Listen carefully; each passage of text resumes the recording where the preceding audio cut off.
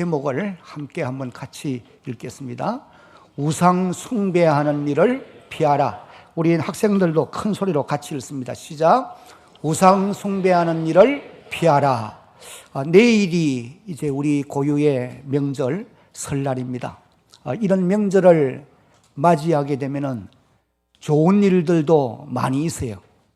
특별히 우리 자라는 청소년들은 세뱃돈을 받으니까 참 좋습니다. 그러나 좋은 일들이 있는가 동시에 또 우리 성도들에게는 조상 제사 문제로 인해서 고민하는 이런 분들이 많이 계신다고 하는 사실이에요. 온 가족이 다 예수를 믿지 아니하고 혼자 예수를 믿는 이런 분들은 이런 명절을 만나게 되면은 이런 문제들로 인해서 고민하는 것이 어떻게 피할 수 없는 일이다. 그렇게 이제 말씀을 드릴 수가 있겠습니다. 어느 민족이거나 어느 나라거나 복음이 처음으로 이제 전파되어지는 이런 곳에는 그 나라의 문화, 그리고 또 이미 토착화되어 있는 종교와 각종 풍속들, 이런 일들로 인해서 복음 전파에 장애되는 요소들이 없지 않아 많이 있습니다. 특별히 우리 한국교회사를 보면은 우리나라는 초창기부터 복음이 땅에 들어와서 초창기부터 조상 제사 문제가 복음 전파에 큰 어려움을 가져다 준 그와 같은 문제였다라고 하는 것을 우리가 볼 수가 있습니다. 물론 이제 이런 어려운 문제들이 한국뿐 아니고 성경이 이제 기록되어 있는 대로 초대 교회 때부터 그런 어려움들이 있었다고 하는 것을 우리가 알 수 있어요.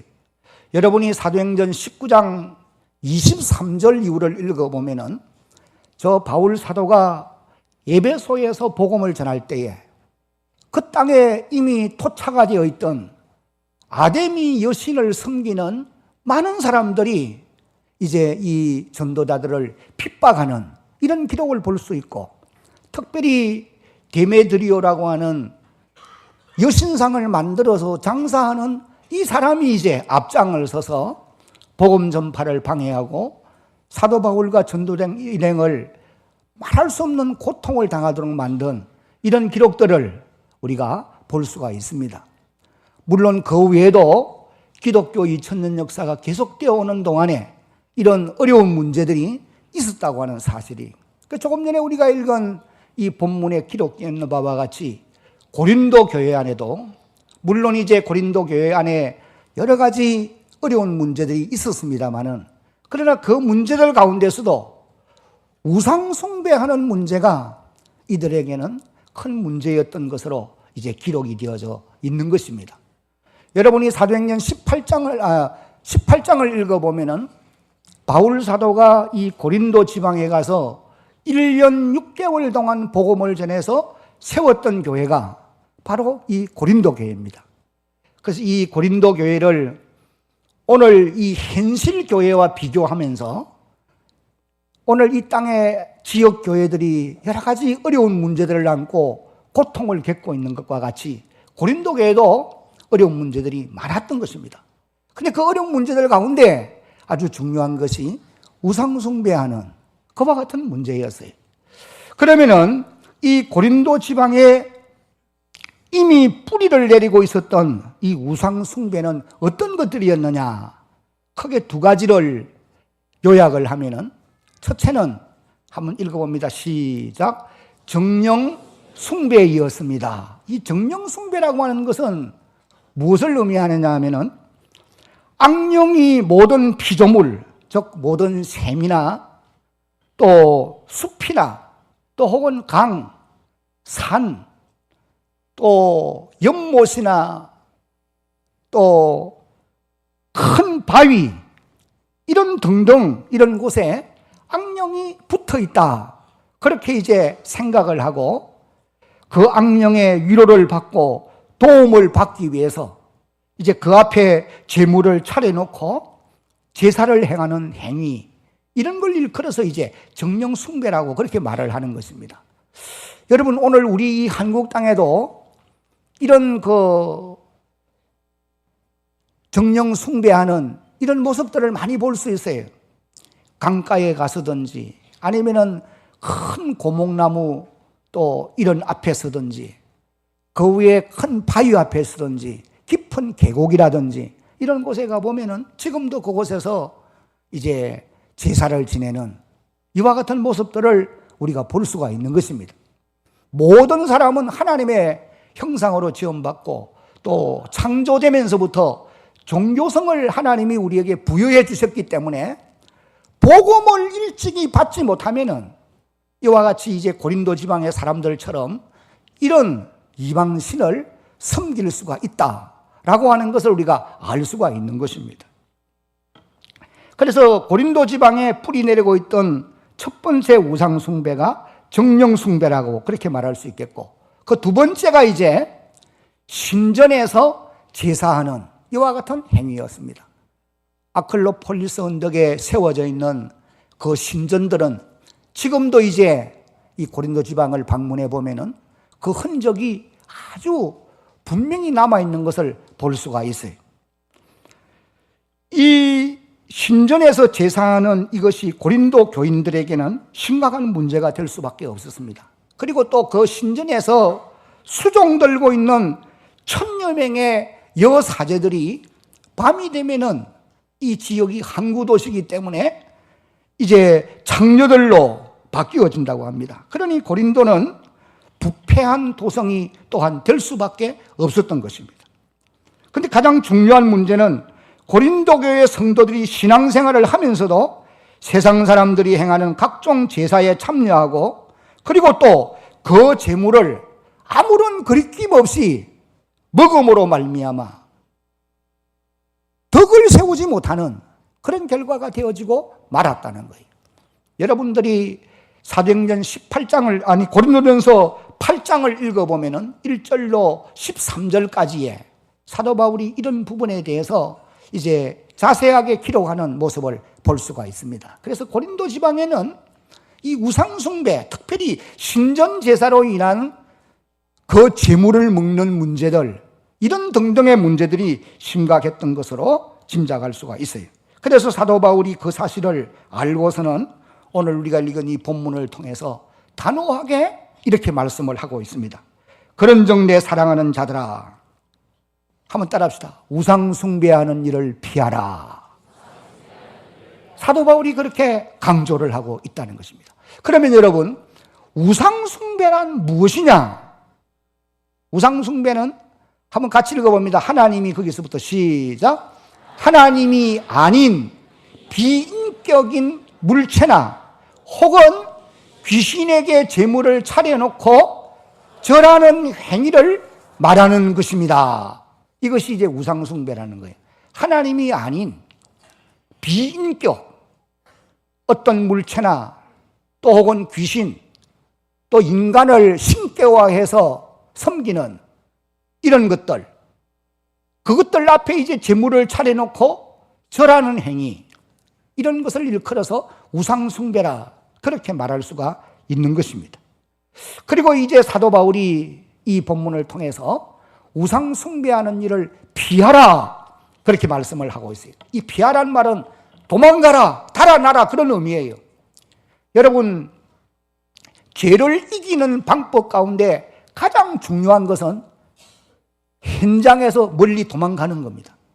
다시 말하면 우상숭배하는 그 자들로부터 멀리 떠나는 이것이 그 우상숭배를 피할 수 있는 그런 길이에요. 그래서 사도 바울이 피하라, 멀리 달아나라 그렇게 이제 말씀을 하고 있는 것입니다. 여러분, 그러면 왜 우리 성도들이 우상숭배하는 일을 피해야 하느냐? 저는 이제 몇 가지 그 이유를 여러분들에게 말씀을 드리려고 합니다. 그 첫 번째 이유는 한번 같이 큰 소리를 읽습니다. 시작. 우상숭배는 귀신에게 하는 것이기 때문입니다. 누구에게 하는 것이라고요? 귀신에게 하는 것이라는 거예요. 여러분, 20절 말씀을 다시 한번 소리내서 읽습니다. 20절 무릇, 시작. 무릇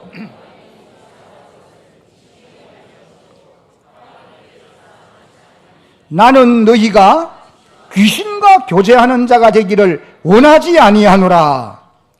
여러분, 구원받은 하나님의 백성들은 하나님과 교제하고 하나님과 사귀는 사람들이 되어야지 귀신과 교제하는 사람이 되어서는 안 된다.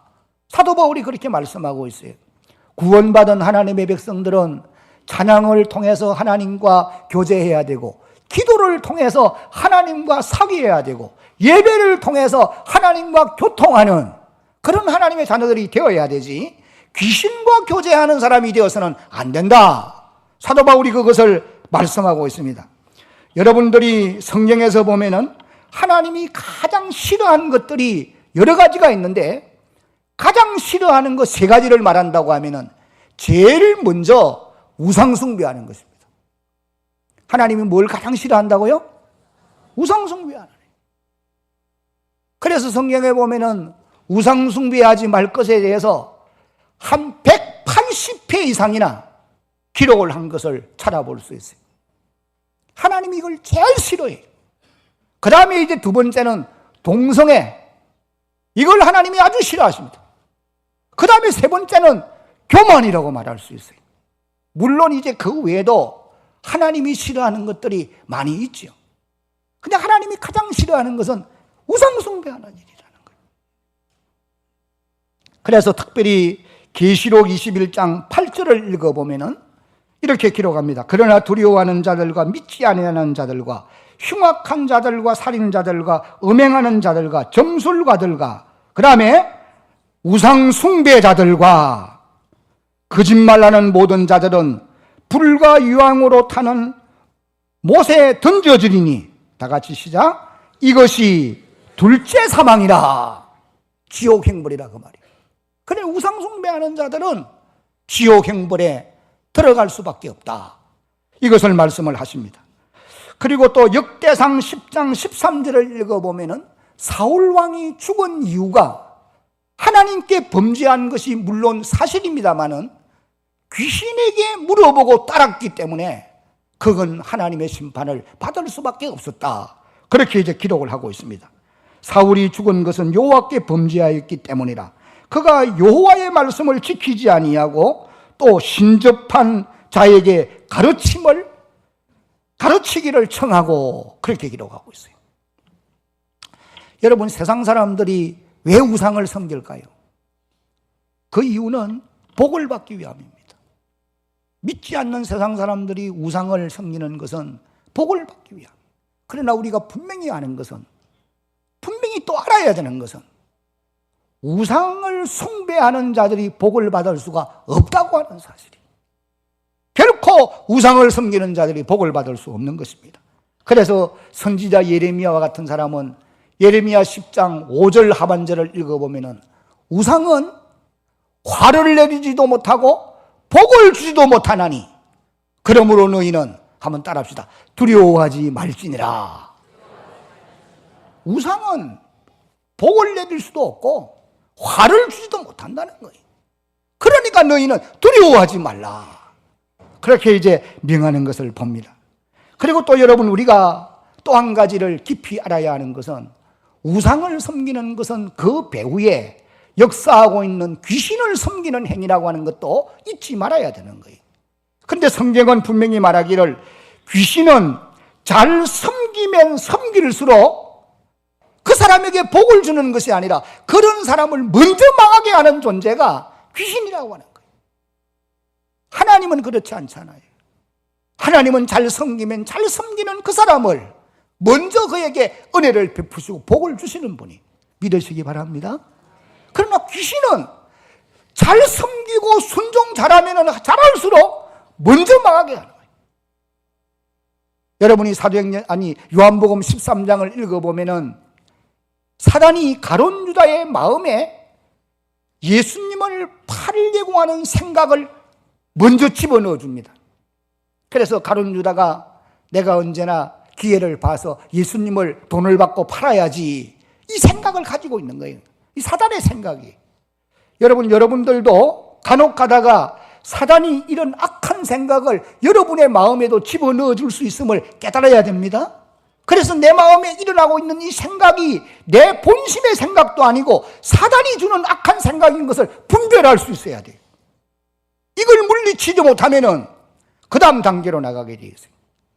사단이 처음에는 가룟 유다의 마음에 예수를 팔려고 하는 악한 생각을 집어넣어 주더니 그 다음 이제 성경을 나가서 보면은 직접 사단이 가룟 유다 속에 들어가요. 왜? 사단은 영이기 때문에 속에 들어갈 수 있는 것입니다. 그렇게 들어가서는 그 가룟 유다의 모든 인격을 사단의 도구로 다스려 버리는 거예요. 그래서 예수님을 잡는 곳으로 안내해 가고, 그리고 돈 30냥을 받고, 은 30냥을 받고 예수님을 팔아버리는 이런 이제 악한 일들을 하도록 가룟 유다를 도구로 써버린다고요. 그 다음에 이제 예수님을 십자가에 죽인 다음에는 가룟 유다가 수고했다고 상을 주느냐? 아니에요. 너는 이제 끝났으니까 나가서 죽으라. 그래서 이 가룟 유다가 스스로 나가서 목매달아 죽는 이런 비참한 기록을 성경이 기록하고 있어요. 그래서 여러분, 사단을 섬기고 귀신을 섬겨 사는 것은 결코 망하는 일이다 라고 하는 것을 우리가 알아야 합니다. 그래서 예수님께서 요한복음 8장 44절 하반절을 읽어보면은 마귀는 처음부터 살인한 자요 진리가 그 속에 없으므로 진리에 서지 못하고 거짓을 말할 때마다 제 것으로 말하나니 이는 그가 무엇이요? 거짓말쟁이요. 그 다음에 다 같이 시작. 거짓의 아비가 되었습니다. 예수님은 요한복음 10장 10절에서도 도적이 오는 것은 도적질하고 죽이고 멸망시키는 것뿐이요, 사단이 오는 것은 죽이고 멸망시키기 위해서 왔다는 거예요. 그러나 예수님은 양으로 생명을 얻게 하고 더 풍성히 얻게 하도록 하기 위해서 주님이 오셨다라고 그렇게 말씀을 하시는 것입니다. 그러므로 사랑하는 성도 여러분, 우상 숭배하는 자가 되어서는 결코 안 된다. 사도 바울이 그래서 이것을 강조하고 있는 것입니다. 그 다음에 이제 두 번째, 우리 성도들이 우상 숭배하는 일을 피해야 하는 이유가 무엇이냐? 같이 한번 읽어봅니다. 시작. 우상 숭배는 주님을 노여워하시게 하는 일이기 때문입니다. 21절과 22절을 다시 한번 큰 소리를 읽습니다. 너희가 시작.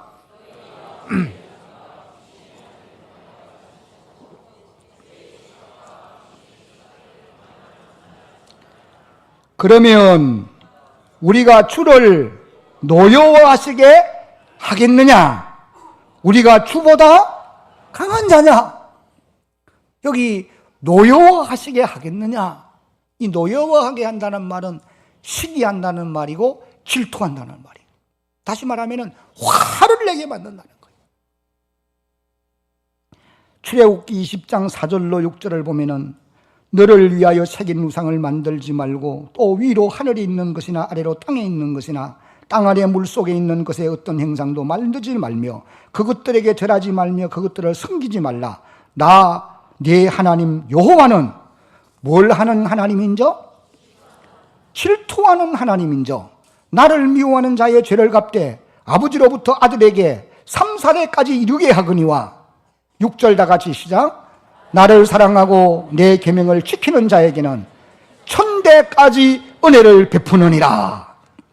우상 숭배하는 일은 하나님을 화나게 만드는 일이라는 거예요.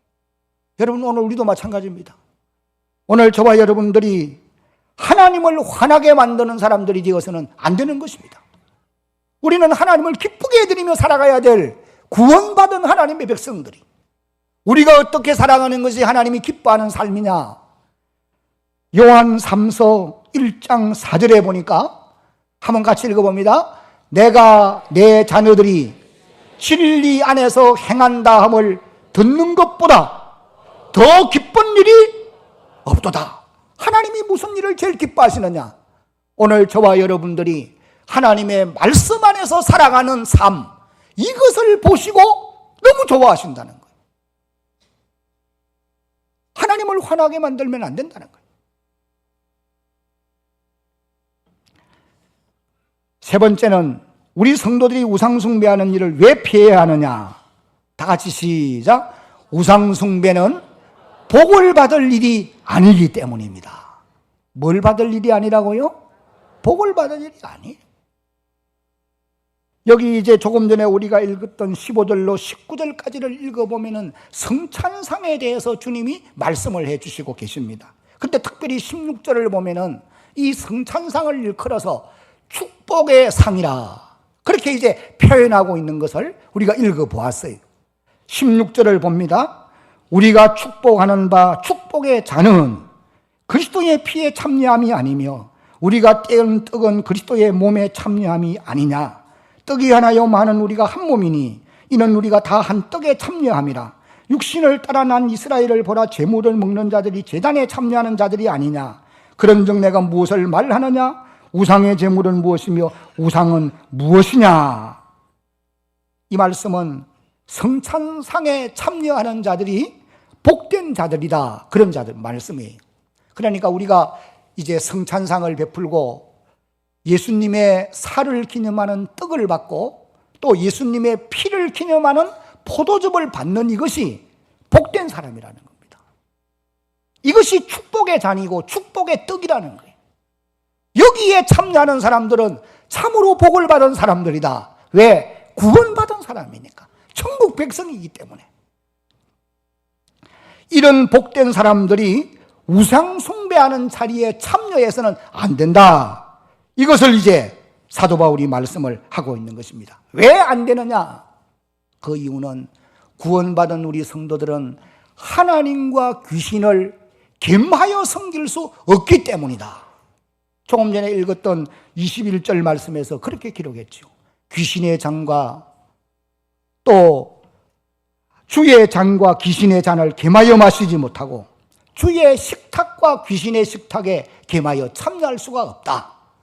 예수님께서도 마태복음 6장을 읽어보면 너희가 두 주인을 섬길 수 없나니, 두 주인을 섬길 수 없다는 거예요. 하나님의 백성이면 하나님께 하나님을 경외하고 하나님 섬기며 살아야지 귀신을 섬기며 살면 안 된다. 이것을 이제 강조하는 이와 같은 모습을 우리가 보게 되어지는 것입니다. 사랑하는 성도 여러분, 오늘 우리 앞에 놓인 이 조상 제사도 우상 숭배와 같은 것입니다. 조상 제사도 우상 숭배와 같은 거예요. 그래서 이것은 복을 받는 일이 결코 아니라는 거예요. 그러므로 우리는 피해야 된다. 사도 바울이 이것을 우리에게 말씀을 하고 있습니다. 여러분, 조상을 잘 섬기면 복을 받는다. 만약에 그것이 진실이라고 한다면 저는 분명히 아는 것은 우리 가문만큼 복을 많이 받아야 될 가문이 없을 거예요. 왜? 저는 어릴 때부터 어른들이 열심히 조상을 섬기는 걸 보았기 때문에 결국은 복을 받는 것이 아니에요. 그 배후에 역사하는 귀신과 교제하는 결과가 되어지고 귀신을 섬기는 결과였기 때문에 결국은 망하는 길로 갈 수밖에 없는 거예요. 어떤 사람은 이런 얘기를 합니다. 조상 제사는 우상 숭배가 아니고 부모 공경의 차원에서 하면 되지 않느냐.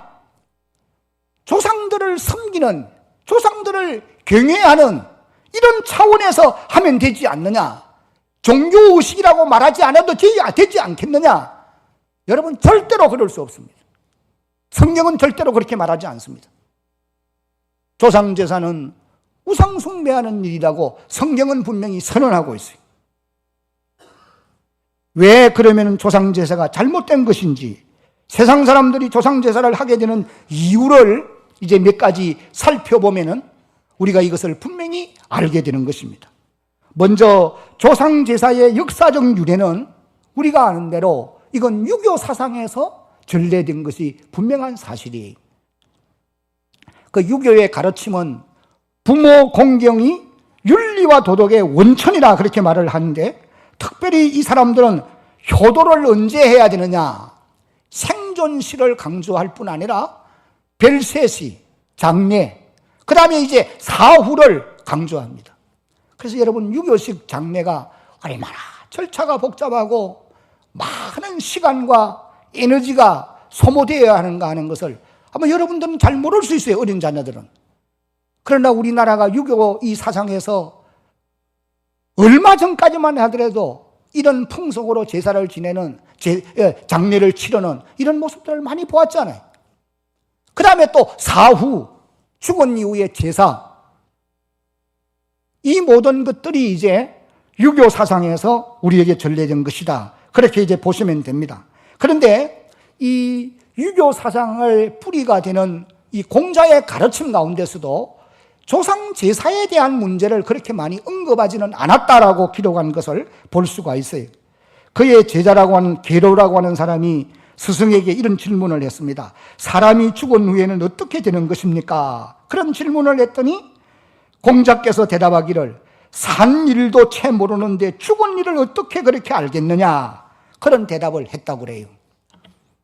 이 말은 사후의 일들은 잘 모른다, 그런 의미예요. 그런데 이제 우리나라의 이런 그 조상 제사 문제가 깊이 뿌리를 내리게 된 것은 2조 500년 동안에 되어진 일이라고 역사가들이 기록합니다. 특별히 2조 500년 동안에 상류층에 있는 사람들이 이제 이 허례 의식, 조상 제사 의식을 고조시킴으로 경제적인 낭비와 허례 의식이 진행되었다. 그때 이제부터 시작해서 이 한국 땅에 뿌리를 내려오고 있는 것이다. 그렇게 이제 말씀한 것을 보게 되어집니다. 여러분, 그러면 두 번째로 조상 제사를 하게 되는 이유가 무엇이냐? 몇 가지 이유를 살펴보면, 첫째는 같이 한번 읽어봅니다. 시작. 인간의 영혼이 불멸한다고 믿기 때문입니다. 이건 무속신앙에서 온 것이죠. 죽은 영혼이 배회하고 있다는 거예요. 그 자녀들이 살아가는 그 주변을 두루 다니면서 이제 배회하고 있다가 어느 한 안식처에 가 있다가 제삿날이 되면은 와서 그 자녀들이 차려놓은 제사상에 와서 그것을 먹고 간다. 이 생각을 가지고 있는 거예요. 그 제가 또 어릴 때 이제 기억이 나는데 밤 12시가 되면 이제 제사를 지내거든요. 뭐 요사이는 또 일찍이 하는 사람도 있는 것 같습니다만은 밤 12시 돼야 이제 왜 12시냐? 그때 이제 귀신이 오기가 좋은 시간이라는 거죠. 그래서 또 귀신이 오도록 하기 위해서 방문을 열어놓습니다. 겨울에는 얼마나 추워요. 시골 집이. 근데 방문을 열어놓으니까 더 춥지요. 닫으면 안 된다는 거예요. 귀신이 아무리 힘이 없어도 그 방문 하나 열고 오도록 계세요. 그런데 귀신이 와서 진짜 밥을 먹고 가느냐? 만약에 먹고 간다 하면은 별로 작게 차릴 거야, 아마. 다 먹고 가면 없으니까. 그래, 먹고 가지 않습니다. 그래, 이런 잘못된 이런 그 사상이 제사를 지내게 만든 것이다. 이건 16세기에 이르러서 유교학자였던 이율곡이 이 부분을 강조했다고 그렇게 기록한 것을 봅니다. 그 다음에 이제 두 번째 이유가 무엇이냐면은 같이 읽어봅니다. 시작. 복을 받기 위해서 제사를 지내는 것입니다. 제사를 지내는 근본적인 요소가 부모 공연이라고 말하지만은 필수 복이라고 선언하고 있어요. 반드시 복을 받는다. 이런 생각 때문에 연세가 많은 어른들, 부모님들은 자식을 도와줄 수 없지만은 세상을 떠난 부모의 영혼은 자식들을 돕는다. 그런 생각을 가지고 제사를 지내게 된다는 거죠. 살아계시는 연세 많은 어른들은 자식들에게 도움이 안 돼요. 그러니까 공경하지 않습니다. 내다 버리는 경우도 없다라 있단 말이에요. 그러나 돌아가신 부모의 영혼은 배회하면서 자식에게 복을 줄 수 있다. 자라나면은 화를 가져다 준다. 그래서 제사를 지내게 되었다. 이것이 이제 정확한 기록임을 알 수 있습니다. 그 다음에 이제 세 번째는 같이 읽어봅니다. 남의 이목 때문에 또는 해를 당할까봐 제사를 지내는 것입니다. 그 다음 네 번째 같이 한번 읽어봅니다. 풍속이기 때문이다. 전해 내려오는 풍속이기 때문에 별로 의미 없이 이제 지내는 이런 경우가 있다는 거예요. 그러면 여러분 이제 성경이 조상제사에 대해서 어떻게 가르치고 있느냐, 이 부분을 여러분들이 꼭 기억을 해야 됩니다. 성경에서 강조하는 이 효도는 생존 시에 강조하고 있지 사후에 대해서는 성경은 가능하다고 말씀하지 않습니다. 성경의 가르침은 부모 공경에 대해서 계명으로 정해놓았어요. 제5계명으로 하나님이 부모 공경을 강조하고 있지 않습니까? 그러나 사후에 할 일에 대해서는 기록하고 있지 않는다는 거예요. 첫째는 다 같이 한번 읽어봅니다.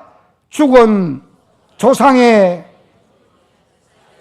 제사의 대상이 될 수 없고 살아계신 하나님만이 경배의 대상이 될 수 있다. 이것을 성경이 가르쳐요.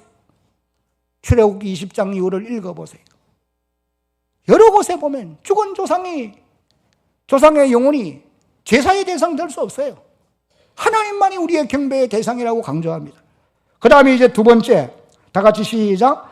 죽은 자의 영혼이 배회한다는 것과 자손들의 공양을 받기 위해 오고 간다는 것은 잘못된 미신이에요. 여러분 누가복음 16장을 읽어보면은 사람이 이 땅에서 한 번 육신 장막을 벗어버리면은 영혼은 하나님께로, 육은 흙으로 완전히 돌아가고 끝나는 거예요. 그래서 성경은 분명히 가르칩니다. 전도서 12장 7절에 흙은 여전히 땅으로 돌아가고 영혼은 주신 하나님께로 돌아가기 전에 너는 따라합시다. 창조자를 기억하라. 흙은 여전히 땅으로 돌아가고 이 육신은 흙으로 돌아간단 말이에요. 그러나 영혼은 주신 하나님께로 돌아가기 전에 하나님을 기억해야 된다. 그래서 의인의 영혼은 하나님의 품으로, 악한 자의 영혼은 영원한 불못으로 들어가게 되어진다라고 성경이 가르치고 있는 것입니다. 그 다음에 세 번째로 조상들의 혼은, 조상들의 영혼은 다 같이 후손에게 복을 내릴 능력이 없습니다. 그 다음에 네 번째, 시작. 세상 사람들이 제사하는 것은 귀신에게 하는 것이라 성경이, 오늘 읽은 성경이 그렇게 말해요. 그 다음에 다섯 번째, 시작. 조상 숭배하는 일은 하나님을 노여워하게 하는 일입니다. 하나님을 화나게 만드는 일이다. 고린도 교회 성도들 가운데 이방 사람들을 본받아서 이렇게 우상 숭배의 자리에 참여하는 이것을 사도 바울이 알고는 아주 단호하게 말씀합니다. 너희는 우상 숭배하는 일을 피하라 강조하고 있어요. 이와 같이 조상제사는 잘못된 우상 숭배와 같은 것입니다. 그리고 또 복을 받을 일도 아니고 도리어 주님을 노엽게 하는 일인 것이, 그러므로 우리 성도들은 피해야 된다. 이제 말씀을 맺겠습니다. 하나님만이 우리의 섬김의 대상이고 그분만이 영광과 존귀를 받으셔야 할 분인 것입니다. 여러분 한평생, 자라는 우리 청소년들도 한평생 이 하나님만 경배하며 살아갈 수 있는 그런 여러분들이 되어지기를 주의 이름으로 축복합니다. 어떤 분들이 그런 질문을 해요. 천주교는 그러면 왜 제사 지냅니까? 천주교는 조상제사 지내요. 그런데 여러분 분명히 기억해야 되는 것은, 제가 이 말씀을 우리 교회에서는 많이 드렸습니다마는 우리 청소년들도 꼭 기억해야 되기 때문에, 천주교가 본래부터 조상제사를 지낸 건 아닙니다. 우리 한국 땅에 천주교가 개신교보다도 약 100여 년 전에 들어왔는데, 이 천주교가 처음에 들어왔을 때 역시 천주교도 조상제사 문제로 심각한 어려움을 겪었습니다.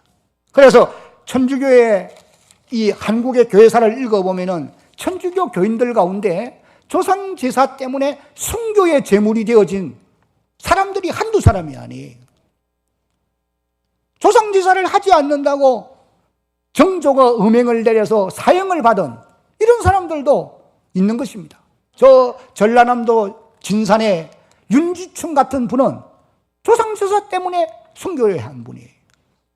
그런데 이 천주교가 처음에는 이제 조상제사는 우상숭배에 해당하는 죄를 범하는 것이기 때문에 금해야 된다고 가르쳤는데, 왜 이것이 오늘날에 와서는 조상제사는 부모 공경의 차원이라 그렇게 해서 자유롭게 하고 있느냐?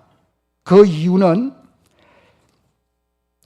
1939년 12월 18일 날 로마 교황 피우서 12세가 유교권 영향 아래 있는 조상제사는 종교의식이 아니고 시민적 의식이다, 그렇게 선언을 합니다.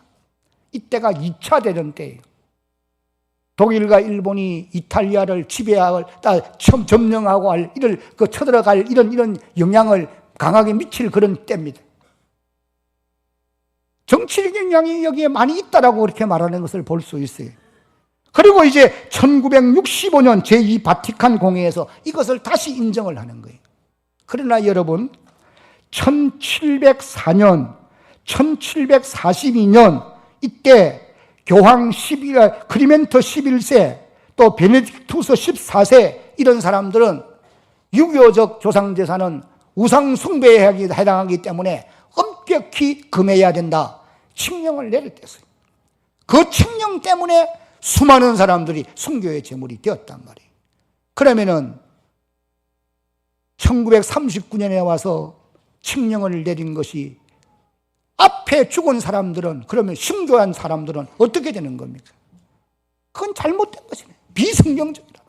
인간적인 인본주의적으로 결정한 것이라는 거예요. 그러므로 여러분, 우리 성도들이 신앙을 지켜가는 일들이 이런 면에서 어려움들이 없지 않아 있는 것입니다. 그러나 이것이 하나님이 기뻐하는 일이고 하나님의 성령이 가르치는 교훈이에요. 그러므로 여러분들은 한평생 그리고 자손대대로 하나님의 말씀을 바르게 가르쳐서 하나님만 경배하며 그분을 섬겨서 복을 받고 사는 모든 주의 백성들이 되어지기를 예수님의 이름으로 축복합니다.